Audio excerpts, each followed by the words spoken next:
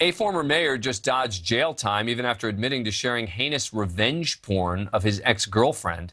And get this, he started doing it just months after being elected, posting the graphic images along with details about the victim's name and birth date. In a plea deal with prosecutors, former Cambridge, Maryland Mayor Andrew Bradshaw acknowledges he posted explicit photos that the victim sent him privately during their relationship. He uploaded them to the social media site Reddit, along with vulgar, degrading, and even racist comments. Bradshaw took office last January at 32, becoming the city's youngest ever mayor. He came to office on a platform that included a pledge to improve public safety. But less than 4 months after he was sworn in, Bradshaw began posting nude and graphic images of his ex on a Reddit page called Slut, using parts of her name and birth date in usernames he created to post the photos, and including raunchy captions. The victim discovered her private photos she says she'd only ever sent to him, were online and a month later and called police. She discovered them a month later and called police. They traced back the IP address. They raided Bradshaw's home. He was arrested in November on 5 counts of distributing revenge porn, but didn't resign until January. Under the plea deal, Bradshaw has been sentenced to a suspended sentence of 5 years and a fine of $5,000. The maximum sentence he could have faced at trial was 10 years in prison, 2 years on each count. So I'm not sure I totally understand how he was able to avoid jail time. But let's ask Natalie Jones, reporter with the Star Democrat in Easton, Maryland. She broke the story when it first happened and has been following it closely. Natalie, thank you for coming on the show. Appreciate it. All right, so why did the prosecutors and the judge agree to spare him any jail time?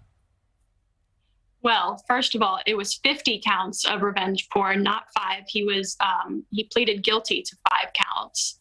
Thank you for that correction. No problem. He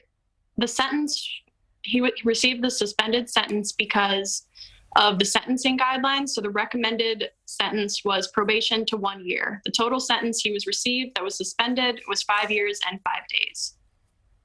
Now, you were in court for the sentence. Oh, go ahead. Go ahead. Yep. Oh, sure. Why? That's the question that everybody on the eastern shore of Maryland is asking. Why no jail time? Well, you were in court for the sentencing when the prosecutor read a statement on behalf of the victim. What did she have to say? She said that she experienced trauma as a result of this, has gone through therapy as a result. And, she prayed for him, hopefully he can, figure out what went wrong, why he did this. But she's not going to let this get in the way of the rest of her life. That's good to hear. Because this is awful and can be incredibly psychologically damaging.